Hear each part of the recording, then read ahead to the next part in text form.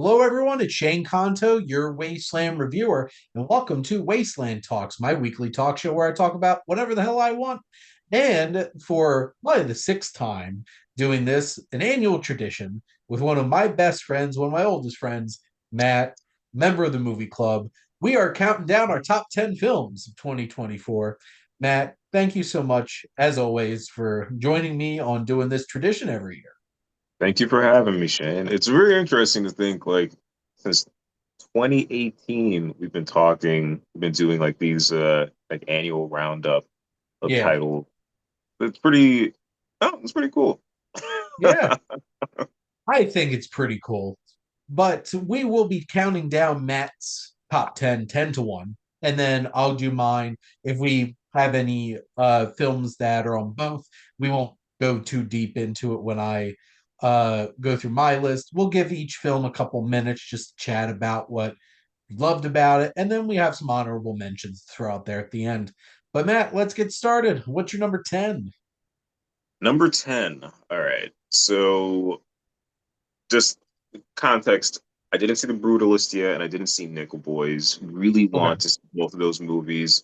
So those, I have to imagine they would be somewhere on this list. But for number 10, we're going to go with a Netflix movie, Rebel Ridge. So I saw a Okay. Cinefet on YouTube say that that was their favorite action movie of the year. And I was like, okay, well, why? And then I agree. It's a really good movie. Like this, like the story is like dense in like a really interesting way. Dense just because there's like you have to like pay attention to what's happening and like the mystery and the dialogue is really cool and like the action itself. There's so many interesting ways that I've seen movies kind of like push action. Like you have like John Wick, and it's kind of like, oh, how can you have like martial arts but with a gun, or like Yeah. movie maybe kind of like The Raid when it's kind of like how can we just like shock you in multiple ways? I don't know. I like action movies, but this one was very interesting because what it did, it's like, well, we're going to have action not be lethal, and there's a lot of like opportunities for this character, multiple characters that end up getting the short end of the stick to retaliate in like a really violent, like lethal way. But your main character in this movie is like just a really smart guy, and that's not his Mhm. goal. His goal isn't to kind of like I don't know, like he's not. It's not like first blood kind of thing where it's like he can't I can't take this anymore. Like you guys are putting all this like BS on me, and now I'm gonna explode. It's more kind of like it's just like very equal retribution. Like he has a code from the beginning to the end, and he like follows, and he doesn't like stray from that. And I thought that was really cool. I also like First Blood too, but like yeah, this movie, it's a good movie. Rebel Ridge, thumbs up. I I feel like this is one of the few films that I really need to rewatch because I don't know. I remember getting a screening link for this, and I'm like, I really love the first act. I really love the third act. And I kind of lost interest in the middle. And Mm. like 99% of people that I know gave this way higher ratings than me. And I'll admit, like, this is a film that I would want to go back and check out again because there's definitely things about it that I really liked. There was an Aaron Pierre, is the main actor in it. I It's gonna love be Don Green Lantern. Johnson. Yes, and he was also Mufasa, Mm. in the new Mufasa film. And I love Don Johnson. I love him playing scumbags in movies in like the 2020s. At this point in his career, I definitely think this is a film that I need to give another shot because it seems like everybody else is like this was a really good film.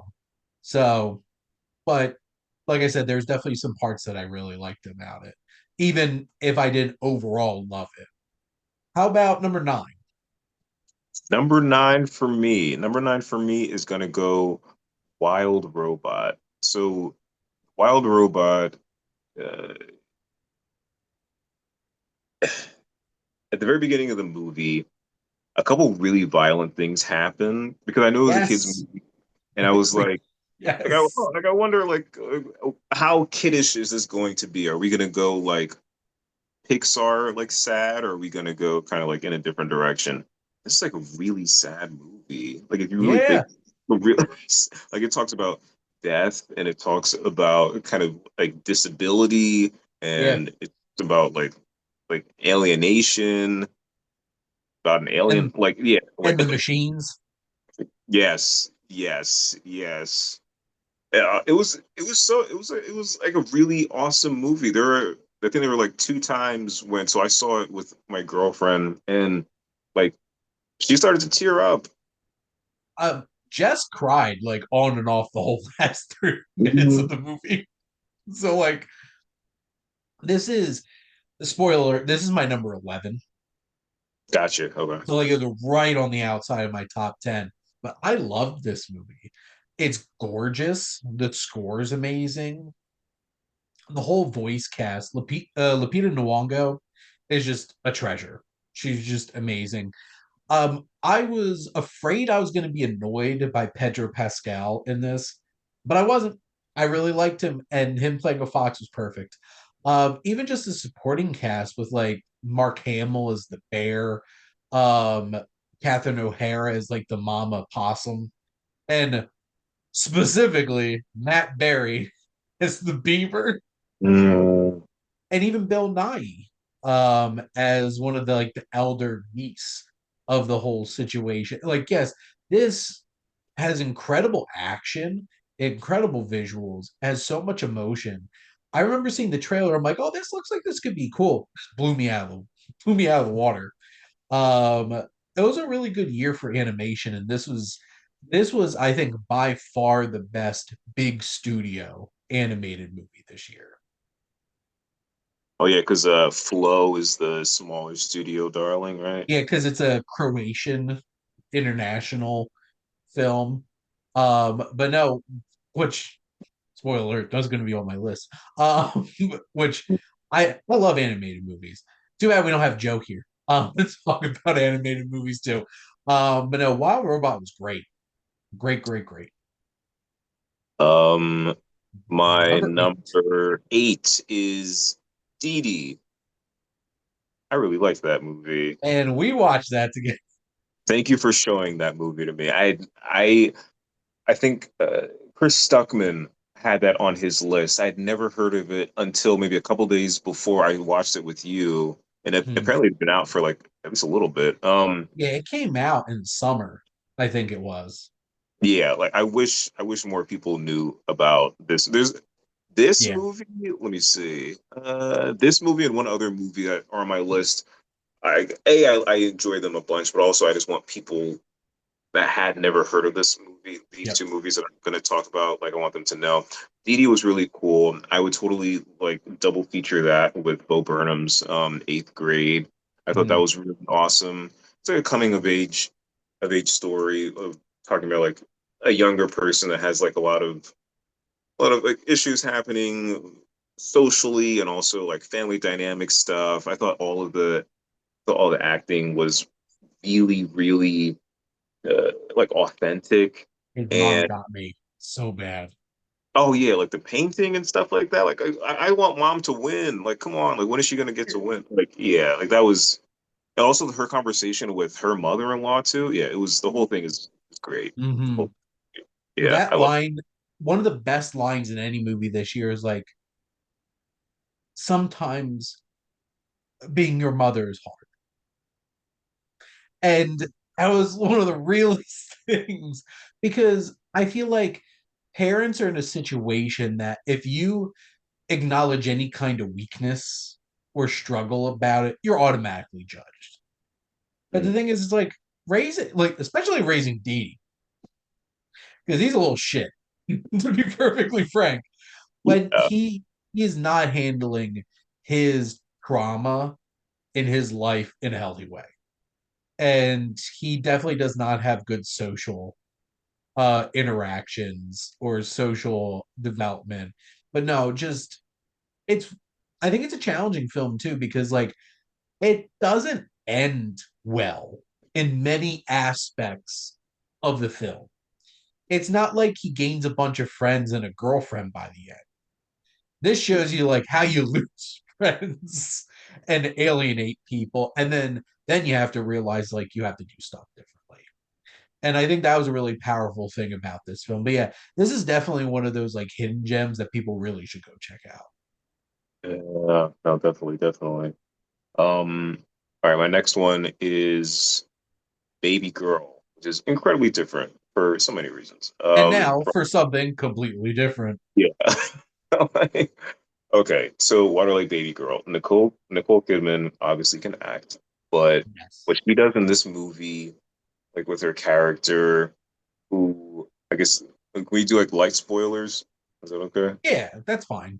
Okay, so the whole movie, one aspect of the I don't want to say the whole movie. The whole one part of the movie is the fact that there's this character who is in a marriage who that is very unfulfilling, specifically sexually. So what she does to explore a part of herself that isn't being appreciated or kind of like I don't know discussed. There's also an interesting thing about communication too, because it's not like Antonio Banderas' character is a bad guy. He's just someone that's like he's I guess he doesn't maybe doesn't like ask enough questions. I think what's so interesting about the relationship is because she has sexual needs that she's too insecure to Mm, broach with her husband because they've been together for so long and she is afraid of the I think she's afraid of the judgment. I think she's afraid of how it would change their relationship. And so like in her mind the safer thing is to do these things with a complete stranger. but unfortunately, this person A is not a complete stranger. B, she is in the ultimate position of power because she's a CEO of Yes. the company, Mm-hmm. and And he's that an intern. and he's an intern, which is like there's nothing. What is lower totem pole in terms of like Nothing. company structures? Nothing. Literally Yeah, doesn't actually work there. Probably doesn't yeah. get paid. So But and then he flipped the way that he flips that in a really manipulative like yeah. blackmaily way. He's not like some good guy that kind of like saves her from like some kind of loveless situation. Like he is a dark opportunist who is kind of like preying on her her kink, which is being like degraded and but she not being the greatest communicator doesn't really have like great boundaries, so you see Mhm. this character who in one area of her life obviously is in a position of power in other area of her life like she is like powerless and that's like uncomfortable and also like really fascinating. Also there's a soundtrack for this movie on Spotify and like I also saw this with my girlfriend and How was same that? the I felt like I was in like a Marvel movie. The gasps and the laughter and Oh the my noise. God. Did you also have a bunch of young women laughing in discomfort because they can't handle sexualization and sexuality on screen?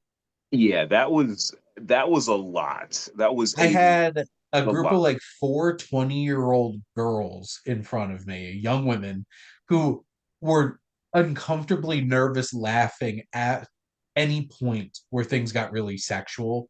And I'm just sitting there like, what movie did you think you were going to? Yeah, it wasn't PG Like, if you're 13. not mature enough to process somebody exploring their sexual needs, then Baby Girl's not for you. No, Like, definitely, definitely. no, definitely Also, not. in my theater was I think it was the Film Society in Philadelphia, and it Oh, was you went there? yeah, I went all the way over there, and it was BYOB night. So it was loud. It was like the milk scene, the eating out. Actually, I'm not going to spoil that for anyone that's watching this video. But Which is so funny because if somebody was like, huh, I got you a glass of milk, I'm like, shit, this is my favorite drink. And I would tell that. yeah, free drink. All right, yeah, yeah, no problem. It is a fascinating film because I feel like a lot of people are writing it off as just like a kink movie when there's a lot of interesting exploration of Nicole Kidman's character in this. I think one of the biggest reservations I have with this movie is believing that she would hook up with Harris Dickinson instead of her husband, who's Antonio Banderas. I'm like, what a downgrade. No, for real. No, that's hilarious. No, yeah, I haven't seen a vulnerable performance like that. Uh, that is so that is so kind of like hey, so like I am who I am, and this is this is what I want. This is like my body, like stuff like that. Like I haven't seen such a vulnerable performance like that. Aside from the substance, like subtract that, which is also really interesting. Mhm. I haven't seen a movie like this one since I think it's like Good Luck Leo Grant or something like Oh that. my God, I love that movie. And I love Emma Thompson. Yeah, like that. Like I thought both, like all three, honestly, all three movies were really interesting because it's kind of like, yeah, you go. You're amazing. You were like in I your think 50s and 60s and you are amazing.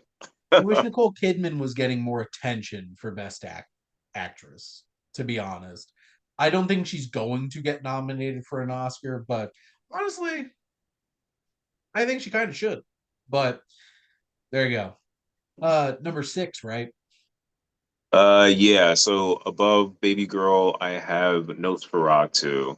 Um, I saw I saw Yes. Nosferatu and I kind of looked around and I was like, huh, there are like a weird amount of families in this movie. I want and this was like before the lights like went down and I was like, I wonder, did I Go in it, the wrong theater, yeah, like right? did I go to the Families wrong in the theater? wrong theater.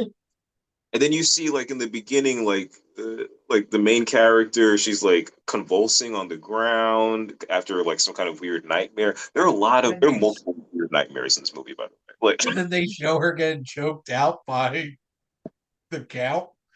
yeah, It's like like that's I'm sure that set the tone for all those families in the movie theater. yeah, I would love to know how those conversations like going home went because that must have been interesting. But yeah, no, Nosferatu, it's a great movie. Like the costume design is awesome. The scares, like the slow burny scares are awesome. Like I thought that like all the actors like really came to perform. I saw some people on I saw some like criticism of the movie pointing to Willem Dafoe being as if he was acting in another movie completely versus everyone else. But I didn't see it that way. I saw his I think that character. was important. I Yeah, think it like was important that his character was different to mm, everybody else because thematically and story wise, he's the only one on the same page as her. And I think that's significant to the film. So I don't know, people. I don't know if you're paying that close attention. But no, he definitely gives a very different kind of vibe than everybody else, but it's important that he does. He's supposed to be an outsider because there's so many just like stiff collared aristocrats in this movie. Like Aaron Taylor Johnson, 100% of just like especially with his mustache soul patch combo. Um, just but no, the performances were incredible. I thought it was going to be so sad that Anya Taylor Joy had to drop out of this because she was supposed to be the lead, oh, I but didn't know Lily that. Rose Depp killed it. She was fantastic.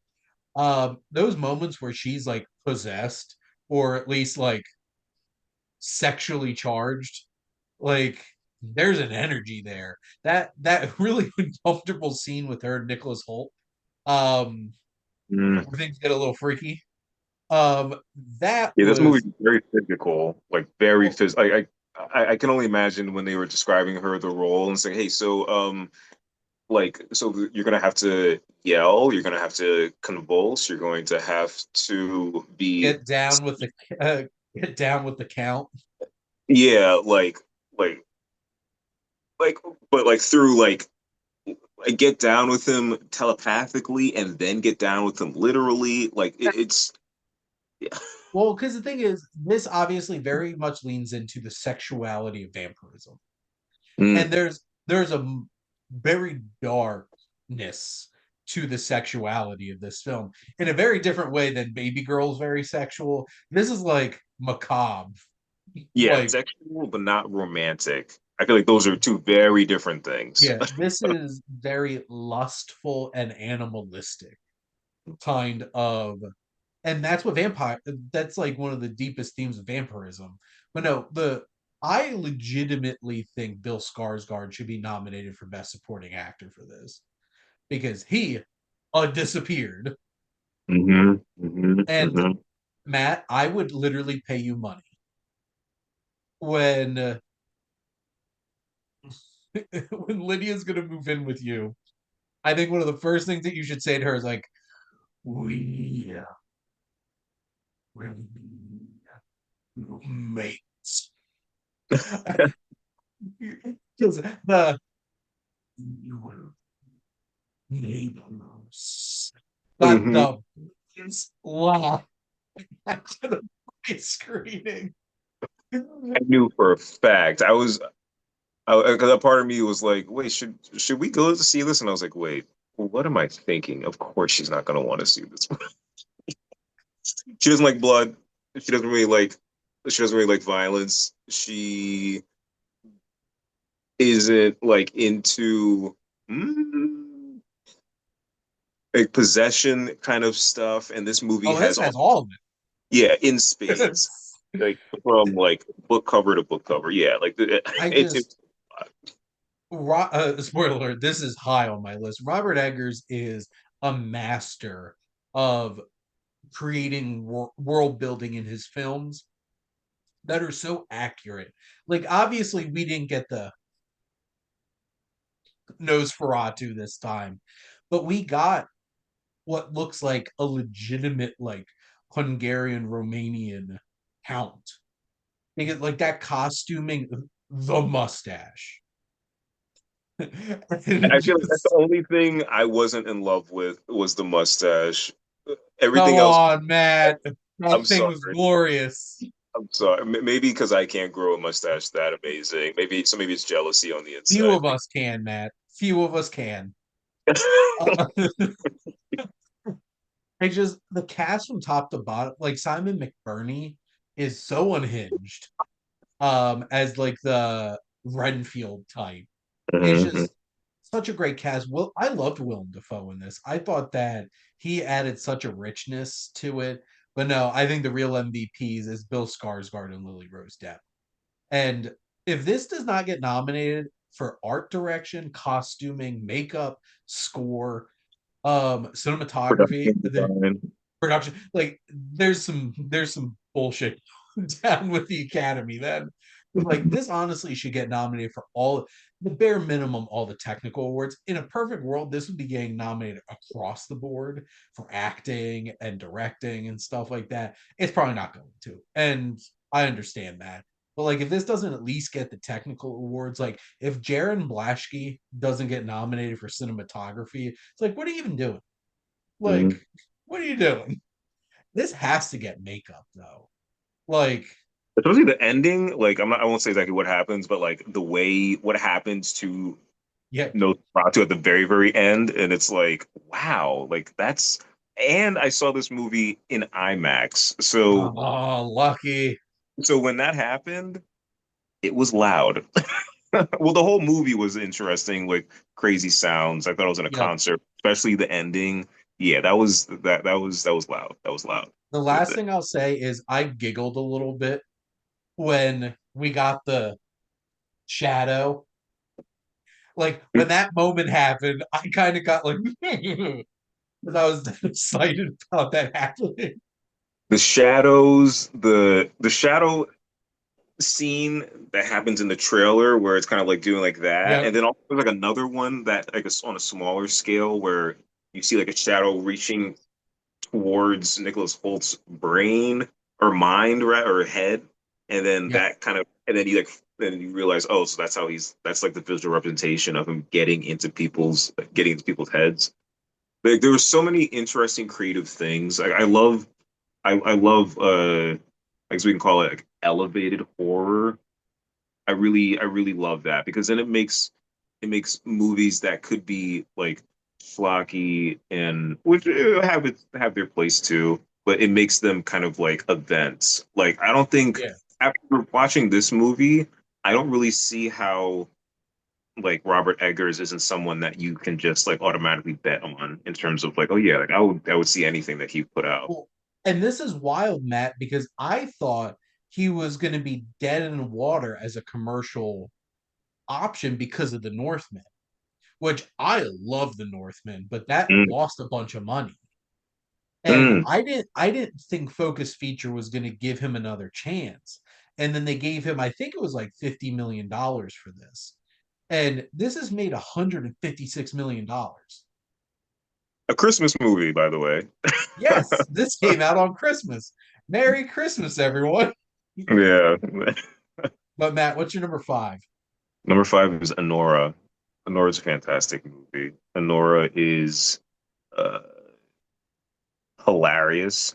Anora Yes. is uncomfortable. Yes. Anora, there's a lot of sex in Anora, but Well, it's she is an escort. yeah, she is an That is escort.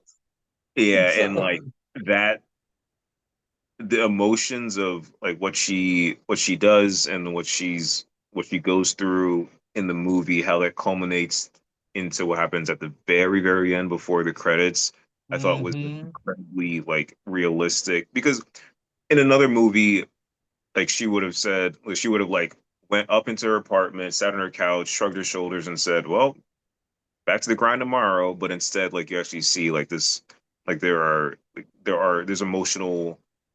something cracked Yeah, open also there. like there's turmoil going down, which makes sense. I feel this movie is so funny. Shane, I laughed so many times. Like I wish I knew some of these actors, but like like the Russian kids handlers, like all those people in a certain Kuros, Karen, Karagulian. Um, it's like Iran. Just thing. the this is gonna sound mean me saying this, but it kind of the Three Stooges.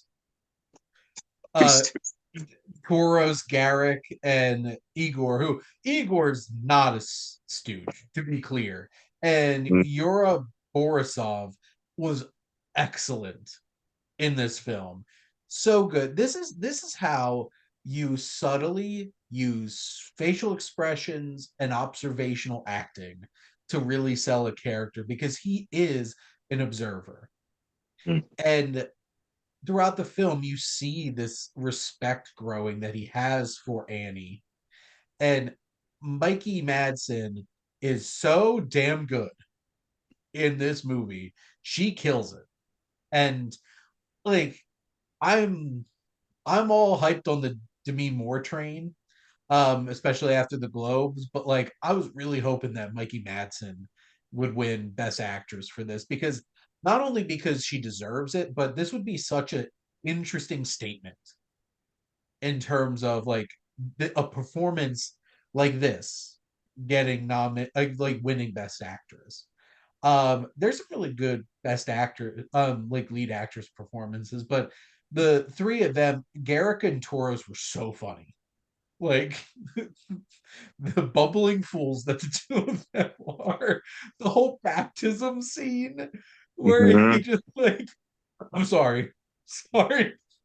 He Or just when the other leaves. guy he like vomits inside of the guy's car. And like, oh my god, why would you vomit inside of inside of my car? My wife needs needs the car like tomorrow for work.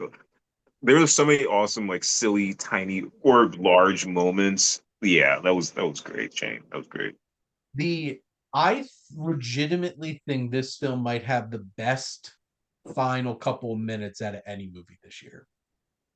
Just the way that the emotional climax of this film happens. Mm, Because, like, I've heard some people talk about the ending of this movie who very obviously didn't get the emotional complexity of what the hell was going on here. And it disappointed me because that final interaction between the two of them says so much about the two of them and the journey that they've gone through in this film. And like Sean Baker, this is his moment. Like mm, Tangerine, Florida Project, Red Rocket all led up to like this is the movie that's finally getting him real attention. And he mm. deserves it because he directed the hell out of this movie. Because this film tricks you into thinking that this is a Pretty Woman modernization, rips that rug out from under you and makes you realize this is really a after hours type comedy thriller that's going on. And it's so unabashedly like in this world of sex work and Russian oligarchs and Substance use yeah. and substance abuse, and also the parents were fantastic. When they finally came, I was wondering like, are they gonna ever have these parents like come? Oh, and Yeah, she showed up. yeah. The mom was like, yeah, that was a lot. And that one moment with the dad losing it was hilarious. Mhm. He was Oh so man, sick of all of their shit. yeah, that was such a great experience. I wish I could watch the movie again, but yeah, Mm. no, really great. Honora is fantastic. Number four. Number four is The Substance. The Substance is a fantastic movie. The Substance, I saw online headlines that this movie is gross. And I didn't really know what to expect when I walked into this movie. It And definitely wasn't what you got. it was, yeah, it was like a level of like bloody, disgusting, kind of like Evil Dead, but this is more science fiction and like there's zero like supernatural aspects to it. This movie Mm. was so interesting, dude. Like what it says, I don't know, like what it says about how like Hollywood or just like any entertainment industry kind of like using and then making disposable literal people who still have to live their life after like the limelight is over and have to like watch their like all their efforts get eclipsed by Mm. people who are younger and who are also getting like victimized too, whether or not like they like know it or whatever. Like that was really like interesting all the way from when Dennis Quaid, right? Like he's like eating the He's shrimp, so good in this.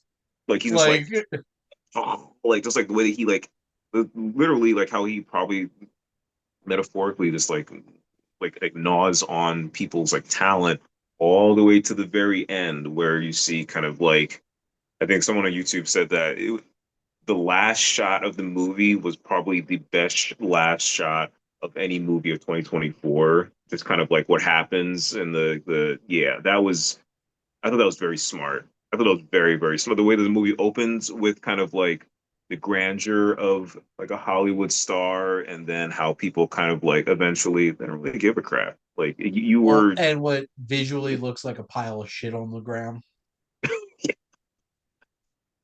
ah, Yeah, yeah, I I think the only holdup I had about this movie at all was just how insane the final part of this movie gets.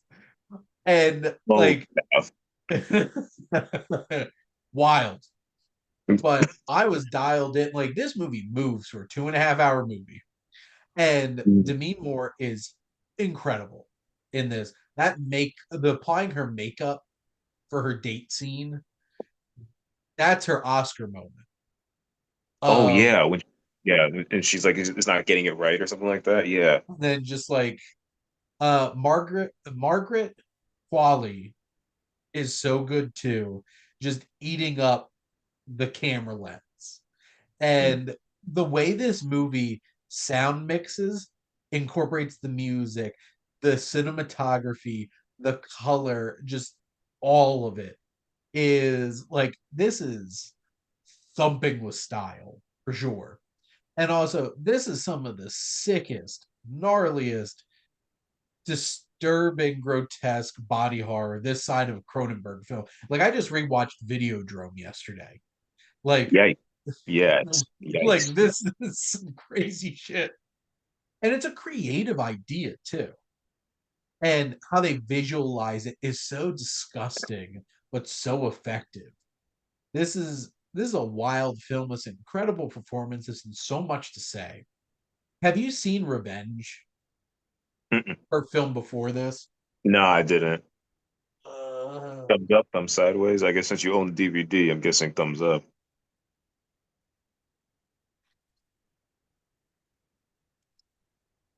Check out this movie. Got you. Okay. I have my post-it in front of me. I'll add it to the This list. is this is a wild, violent revenge story, and I cannot wait to see what she does next. So, number three. Number three. So, oh, wait, can I say one more thing about Rebel Ridge? Sorry, I was going to say one Sure. tiny little thing. So, the only thing that I didn't like about Rebel Ridge is the fact that it didn't really go. I thought it was a missed opportunity to have to enter into a little bit into the psychology and like the cognitive dissonance of there being a like black cop who seemed like I think she was like the only black cop in that whole like corrupt police force Mhm. who uh, has to interact with the main character who is also black, but like is obviously in the crosshairs of like really terrible people, and she kind of having to go along with it, but then also like be true to like her badge, but it was almost kind of like I felt like this movie could have went even like a step further in a certain way if they were to talk a little bit about that. But and maybe in the first draft of the movie, maybe they were, and then they felt like, we don't want to preach. We're already doing enough. We're already kind of like bashing police. We don't want to like bring like a whole other. We don't want to get too woke, lol. But like, Mhm. but like, I don't know. I thought that was kind of like a missed opportunity. Because if anything, like, then why make her why cast that particular actress then? Yeah. I don't know. That's my only thing. But the second movie that I wanted to talk about that I feel like not a lot of people probably know about aside from Dee Dee is this documentary which is on Hulu called Sperm World. Uh this movie the director wrote what is it? Not Shady Pines. What is that movie called? Could you look up the director of Sperm World? Yep. Um like the first movie that this guy directed and I think wrote to and stuff, like he or not wrote, whatever, documented. It's about these people, this retiree community in Florida, Oh, and some kind of heaven. yeah, that's the guy. That's the guy. Yeah, what's Shady Pines? I feel like I probably made that up. This is the same Yeah, guy. He because did. this is about the villages. Yeah, yeah, I yeah, used to see the ads for the villages all the time growing up, watching stuff with my grandparents. I'm like, I'm gonna retire to the villages someday. I mean, just I prepare to like be around interesting characters. for sure. Yeah, But no, but Lance, what this yeah, Lance Oppenheim. hmm. See, I still Sperm. need to watch Sperm World. Yeah, So I highly recommend it. It's very odd. Basically, it's this movie finds I think I double featured like first on Netflix like the man with like 1,000 children, that fertility scandal thing, which was like super wild because of what that guy was doing. But then this yeah, movie is kind of having like similar thing, except this is real. Like people who unfortunately like couples and families and then even like single people who want to be parents. Um going interesting and not really talked about lengths to become parents and how like uh, there's certain aspects of that are trying to like circumvent uh like being like gouged like thousands of dollars Mhm. and like the pain of like stuff not like working out, blah blah blah. And then they're them kind of like saying, well, no, we're not going to participate in like the system that we're supposed to participate in instead, or we're told we're supposed to participate in. Instead, what we're going to do is we're going to kind of like take it in our own hands. And there are a lot of like interesting pitfalls when like something isn't really regulated, and then you end up with someone who is holding a birthday party for 50 children and who is in the bathroom kind of like creating a sperm sample for a parent like right then and there. And then also what like people's families think of these like underground sperm donations happening. People are meeting in parking lots, or people are having kind of like the movie literally starts off with like two people having sex for like hey, like I want to be a parent, like can we set up something. It's fascinating. I thought this movie was really I enjoyed it. That's why it's my number three. It's my number three. Obviously, I haven't seen this one yet, so I literally just put it on my watch list. Excellent. So Very cool, very I cool. will hopefully be checking this out at some point. Number two. Number two is Dune 2. Dune Part 2, fantastic movie. I think Yep. that is on everyone's favorite movies of the year list. I mean, what is there to say? What is there to say that isn't hasn't been already said about like Dune? You have like the incredible like score Mhm. slash that lady just like singing her heart out. Shane, there was an interview where the lady was just talking. She was like, "Oh yeah, like I loved working with, like all like the cast, and we all came together, and it was really like collaborative and amazing. You want to hear me sing? Like The it was the audio experience of this film is incredible. The sound design, the music, just incredible. and then you get and then the story. The story is like you getting like you taking having a character who is really awesome and is like coming into his own and realizing certain things and then having to kind of uh realize, hey, so like this is a crappy situation that you didn't ask for, and there's a lot of power and responsibility that you're going to have to kind of like deal with.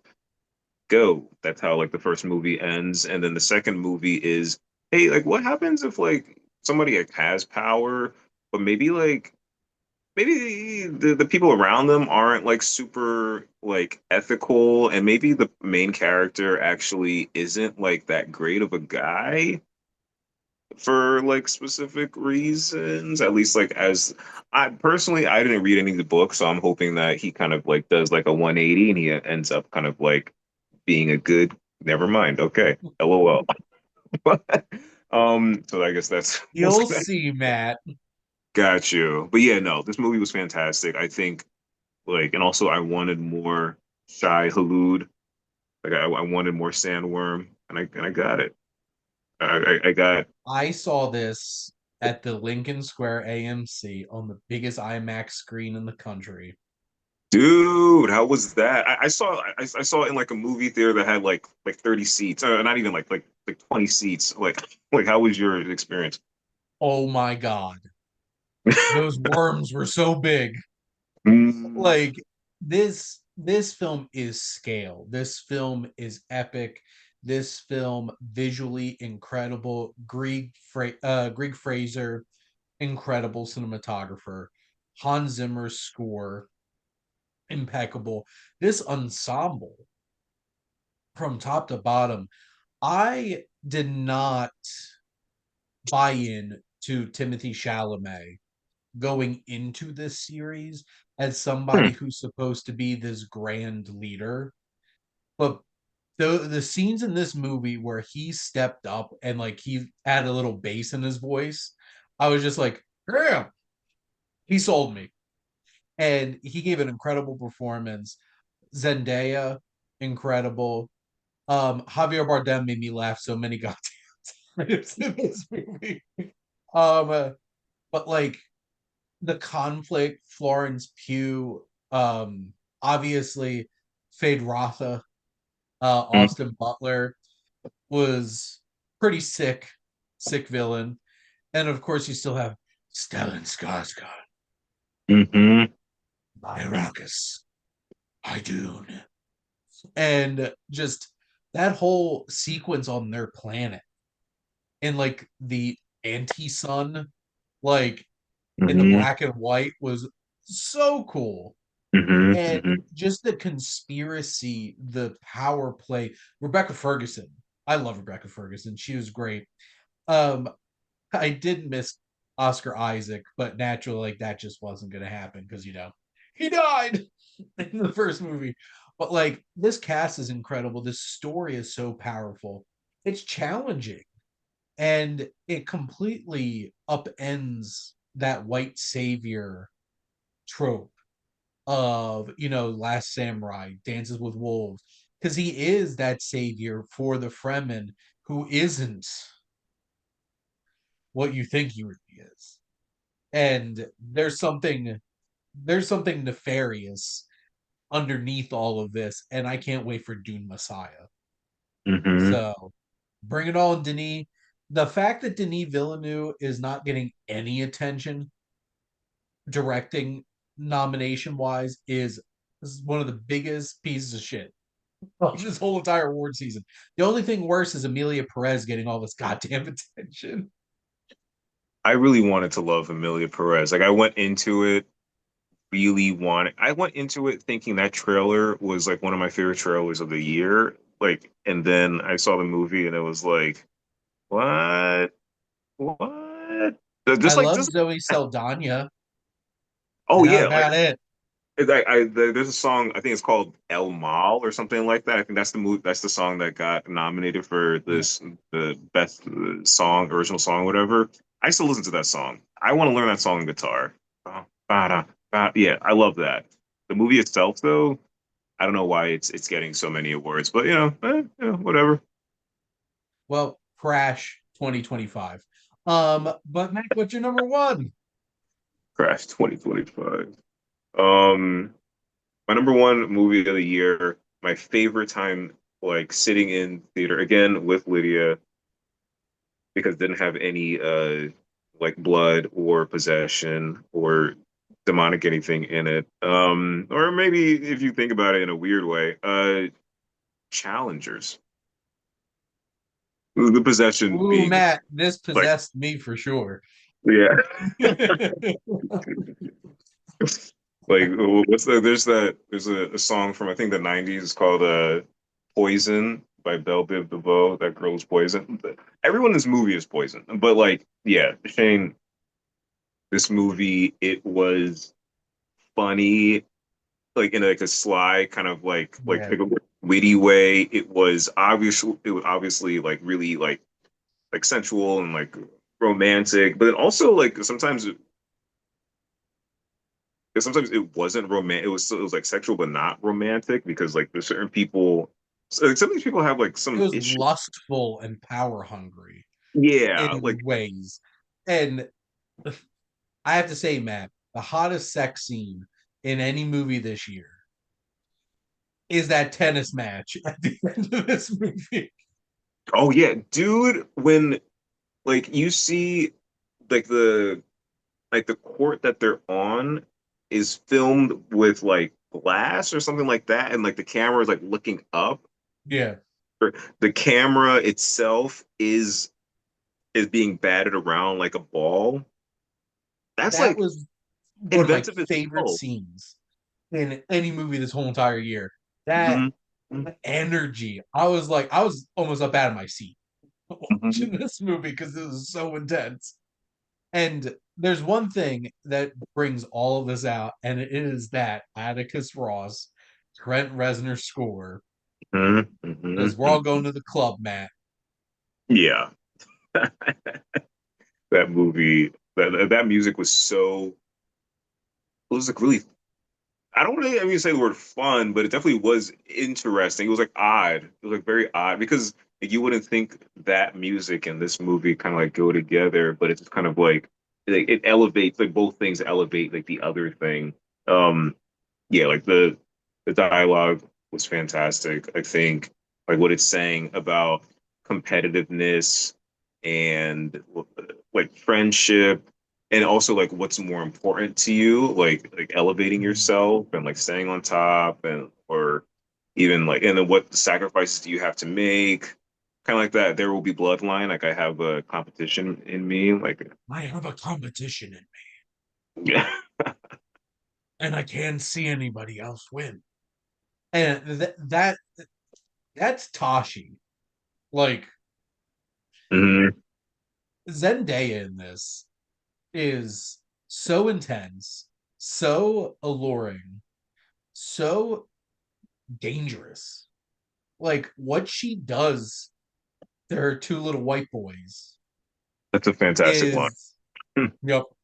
And Mike Face and Josh O'Connor, there is some eroticism between the two of them. That churro scene, like these boys are in love with each other, but then Tashi gets in the way. When they Mhm. first see her play for the first time, and they're just like, just the reaction. But when they when Tashi gets up and is screaming during that final sequence, oh my god, this I heard some people say it's like I would have expected there to be like more sex for this to be such called like such an erotic thriller. I'm just like, ooh, you did not pick up what was being laid down in this movie. Because, like I said, that final tennis match was the hottest sex scene of any movie this year because that was all sexual tension building up and boiling up.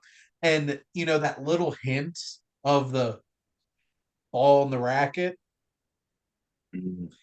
that completely shifted the whole entire perspective of what was going on. That was genius. Luca Guadagnino, just chef's kiss. That was So great. that's top 10. There's definitely a lot of crossover here. My number 10 is Exhibiting Forgiveness. Never saw it. And this is from director Titus Kaffer, which this has really great cinematography. It's really well shot. It's a story that works on two main levels. It's about an artist and it's about his creative process, but it's also about him dealing with his daddy issues and being unexpectedly forced to reconnect with his father. And Andre Holland, who's our main character, this artist who's going through this, is incredible. It's so cool seeing him get a lead performance like this. John Earl Jelks, who plays his father, gives an incredible supporting performance. Uh, Ingenue Ellis Taylor, just anything she's in, she's fantastic. She plays Andre Holland's mother, and then Andra Day plays his wife. And how this film navigates the expression of art and how we process our trauma through art, but also how we have to confront this disconnected, estranged relationship with a parent. It was just so well done in this film. And like I said, it's incredibly well shot, it's well directed. Just the performances across the board are fantastic. I absolutely love this film. And it was a very unexpected experience. Like I was sitting there watching this on my laptop, the morning of Haley's wedding, while I was waiting for Jess to get up. And it hit me. It just hit so many pieces. And, once having a strange relationship with my father, this film definitely hit. Would recommend. Number 9, Flow. I Mm. love this movie to pieces.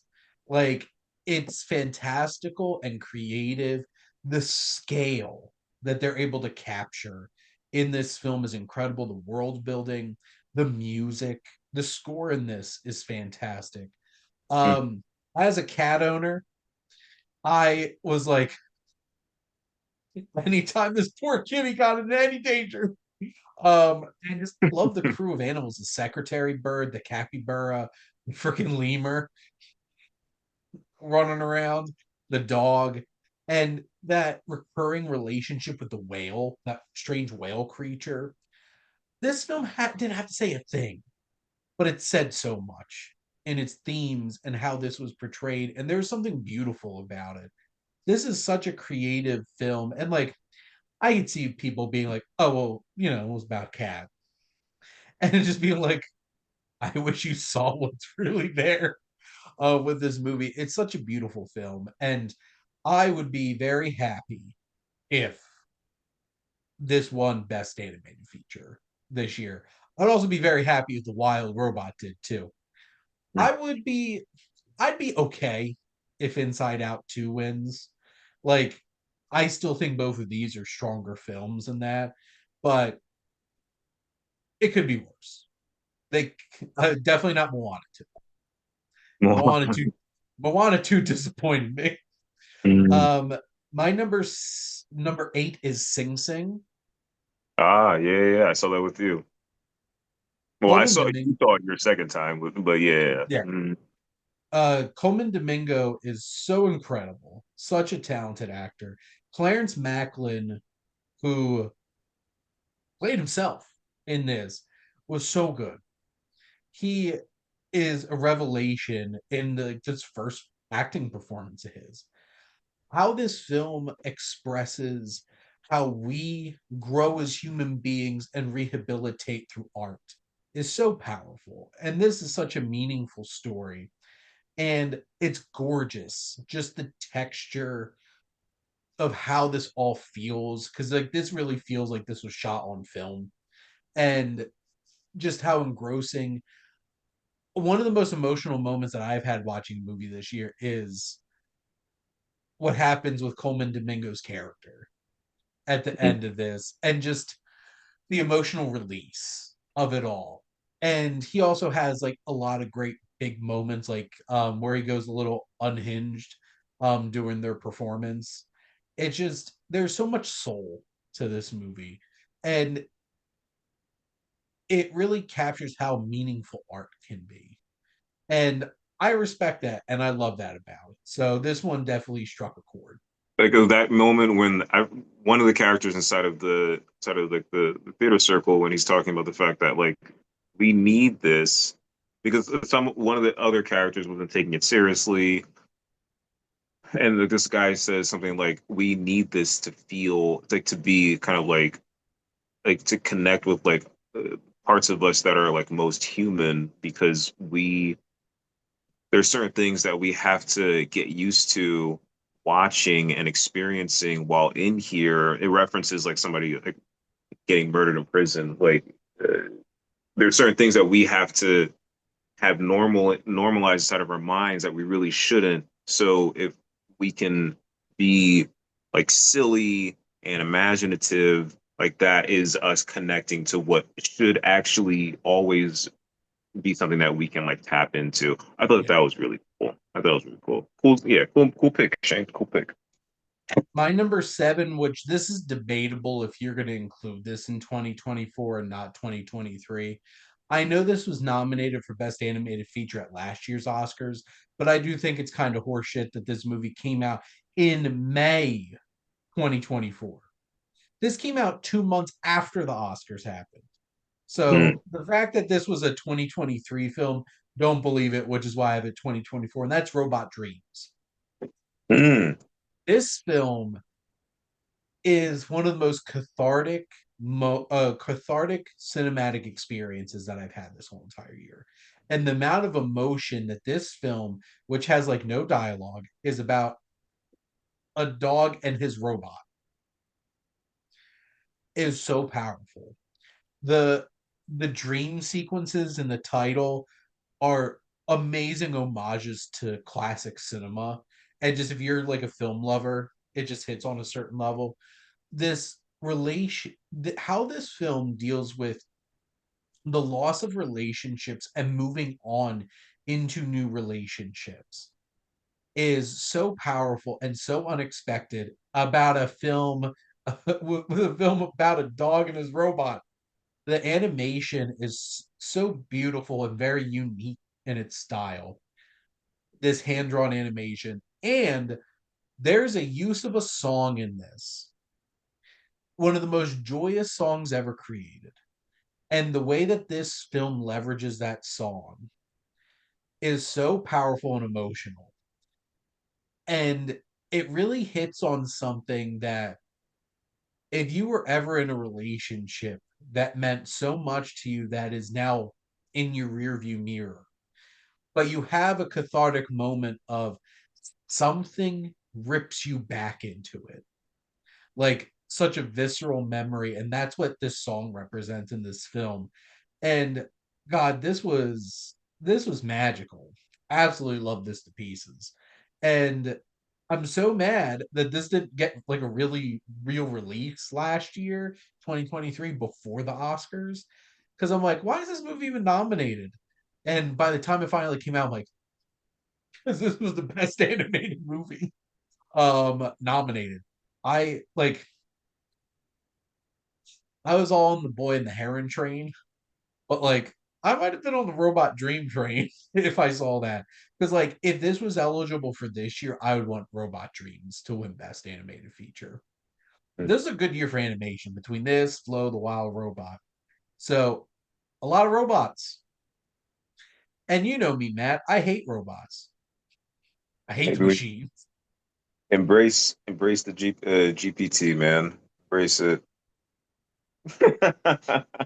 Oh, Matt. So my number 6 is Anora. My Mm, number 5 is Dune Part 2. My number okay. 4 is Nosferatu. Mm. Um, my number 3 is Furiosa, a Mad Max saga. I have watched this 3 times. Three times. I watched this twice in theaters within the same week because Jess was sick and couldn't go when I went for a birthday on that Sunday, and then she was feeling better 4 days later, and we went together on like a Wednesday night. And then this got nominated by Haley for my monthly movie review request. And the third time I watched this, I actually bumped this up above Dune Part 2. Um, there is no one shoots action better than George Miller. He just on a fundamental level understands how action makes sense in a cinematic view. And the action sequence, like I think the first time I watched this, I'm like, I really enjoyed this, but I felt underwhelmed because I feel like I was like riding high because like Fury Road's my second favorite movie of all time. So like that's setting a bar here. On second viewing, I got to recontextualize like this is not Fury Road. This is a 2.5 hour epic about a young woman and her growth through this desolation. This is not a 2 hour car chase. It's a very different film. And I thought that the young girl who played Furiosa throughout the first parts, Alila Brown, was fantastic. And Anya Taylor Joy was incredible. She didn't have to say much, but she sold the physicality of this performance. And Chris Hemsworth as Dementus is legitimately one of my favorite performances of this year. He is wild, but it isn't just a flashy, showy villain role. There's depth there, and there's pain there, and Oh that yeah, the teddy comfort, bear. Yeah, the teddy bear. that confrontation that he has with her at the end of this film, Mm. I think, is one of the most compelling bits of dialogue back and forth out of any film this year. The way that this just enriches the whole story that came up to this point, because this doesn't end in a big bombastic fight between the two of them. It's something much more impactful and meaningful and raw and emotional that I didn't expect. And brutal. Like Yes. like brutal. It doesn't have to be bombastic for it to be kind of like, damn. Like that Yeah. was that was That's cold. Yeah, like when he says something like uh give me a death that I'm worth or something like that. She does it and it with a peach pit. Yep. Yeah. And I love Tom Burke as Praetorian Jack. I think, honestly, I would like to see him play Max if they ever made another Mad Max movie. But they're probably not going to because this movie didn't make money. You all Mm. suck. Who goes support Furiosa? Um, it's just the action in this, that whole entire rig fight was incredible. And more importantly, the battle at the bullet farm was so perfectly shot. Just and this film is so visceral and intense and colorful and gorgeous. I was a little underwhelmed because um Tom Hulkenberg's score felt very similar and less or like less making less of a presence than Fury Road. But like it all came together so well. And there is some of the hardest shots in any movie this year, including that reflection in the eye Mm. shot. I'm just like, that's cinema right there. That's just gorgeous. So this was a really special experience for me. Number two is Challengers. And this is my number one for a long ass time this year. And number one, this is I don't feel like a lot of people are really appreciating this film on the level that I appreciate this film, and that's okay. And that's a complete unknown, which Mm. is the Bob Dylan biopic from James Mangold. James Mangold just has a way of shooting a film in such an iconic old school Hollywood way, whether it's 310 to Yuma, whether it's Logan, whether it's Ford v Ferrari, Walk the Line. He just understands how Hollywood used to make big studio pictures that felt artistic and powerful and meaningful.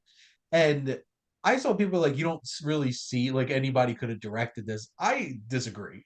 There's so many moments that like that feels like a James Mangold way of presenting this film. And Timothy Chalamet is so good at representing the physicality and the personality of Bob Dylan because this is an important thing to understand. Bob Dylan is unknown. He doesn't want people to know him. That's like really one of the most significant things about Bob Dylan. And what I saw this film do was not present a story of Bob Dylan over the course of 4 years. It's he is a force of creative genius that is shaping the world around him. And in every single musical performance in this film, if you really pay attention to the reactionary performances of the other actors, you really see the growth and how their lives change by just listening to his music and witnessing what Bob Dylan can do. And I think was it Margaret Baracco Monica Monica Barbero, who played Joan Baez, thought she was incredible. Edward Norton, I thought, gave an incredible performance as Pete Seeger. I thought Elle Fanning's presence in this film was interesting because she's the only one that seems to have any effect on Bob Dylan. And I think that is very significant about the relationship in this. I also love Boyd Holbrook as Johnny Cash in his moments in this film and just how they perform the music. Everybody killed it because like all of them did their own performing. Like Timothy Chalamet sang and learned to play guitar and did all these performances, and it was incredible. I just I don't see this as just this isn't just a biopic about Bob Dylan. This is how one creative force completely changed the landscape of music and changed the landscape of folk music and getting to see just the visceral reaction to his evolution of music. And, you know, this film's about a group of people that are trying to control or hold back like a creative artistic force. and that force pushing back, and how do these people react to that? And I think it's an extremely interesting exploration of music and the power of music. But I don't know. I feel like a lot of people just saw another Walk the Line and then just kind of moved on from it. But I loved The Complete Unknown, Is and this that's movie okay. any nominations or anything like that? I think Timothy Chalamet is definitely getting nominated. Um, Definitely him. I think Monica Barbero will probably get nominated for playing Joan Baez, and I think Edward Norton will probably get nominated for supporting actor. So, long or the short of it, I think this is really only going to get acting nominations. Um, but I'm happy that it gets any kind of recognition because I loved it. And also, James Mangold is quickly becoming one of my favorite directors. Like, I could have done without Indiana Jones and the Dial of Destiny, but like, I enjoyed it enough. But between Logan and this and Ford v Ferrari and 310 to Human Walk the Line, I'm really impressed with what he does as a filmmaker. Now, throwing out some honorable mentions here. One concert film that really blew me away was Ghost, Here, Right Now. I don't know if you've ever heard of the band Ghost. This is a wild performance. National Anthem, which is a queer drama about a young man who winds up getting a job at a ranch made up of queer individuals and how he's able to explore himself through this experience. It was a really beautiful and moving film. Daddio, with Dakota Johnson and Sean Penn. Honestly, one of the I this made me actually like, oh, I think Dakota Johnson could actually really act. So I was really impressed. Um, Look Back, which is like a 58-minute long anime that captures so much humanity and artistic expression in like less than an hour. Blink Twice, Zoe Kravitz's film with a Channing Tatum in it. That was a wild thriller. Hmm. This is a hard sell to a lot of people, but I saw the TV Glow. I think is a really interesting and bold film. If you love cinema and love Martin Scorsese talking about cinema, check out Made in England, the films of Alan Pressburger, great documentary. Superman, the Christopher Reeve story, made me want to cry. Powerful. Um, a couple other things. The Count of Monte Cristo, 3 hour new French adaptation of that classic story, was really good. The Seed of a Sacred Fig, great film out of Iran. Memoirs of a Snail, really grotesque, weird, adult oriented stop motion animated film. My Old Ass, I love that movie both times that I saw it. Um, Conclave and Heretic, I think, were two very interesting films that came out dealing with religion. And Wicked. I really enjoyed Wicked a lot. Also, Better Man. I feel like nobody saw that, and that makes me sad. Um, where Robbie Williams is a CGI chimpanzee. He's an ape. He's not a monkey. For the record, apes don't have tails. Only monkeys have tails. Learn some biology. In your And also screening, were people like screaming, like scream singing? Like, in Wicked or Better yeah. Man. Oh, and Wicked. No, I did not go to a sing along screening of that. No, thank you. And I would have been super pissed if anybody was screaming along with it in a non sing along screening. And A Real Pain. I just wanted to throw that out there too, which we saw for my birthday. Mm. A Real Pain was a very interesting movie. Like from even from like the title meaning being like a double, like having like a double meaning of kind of like this person is a real pain, but then also like Mm. objectively the pain that I'm going through, which is significant and chronic, objectively, is it actually like could I even deem it as actual pain compared to other people's pain. Like it's a really good movie. I'm so Yeah. happy that like uh like what was his name in Succession? Roman Roy. Oh, I'm so happy. Kieran Culkin killed it. Yeah, like I'm so happy that he's like He's winning an Oscar. Like mm, I don't even think that's a challenge at this point. that's awesome. I really think he's going to sweep all of the awards all the way through the Oscars for best supporting actor. He definitely has that like J.K. Simmons momentum that he had for Whiplash.